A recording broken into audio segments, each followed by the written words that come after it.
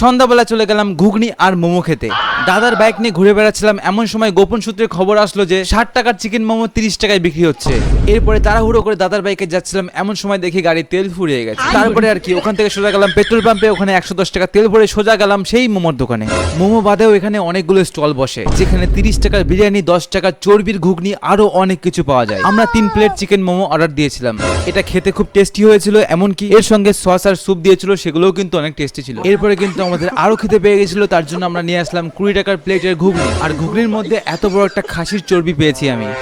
এখানে 10 টাকা প্লেটের ঘুগনি পাওয়া যায়।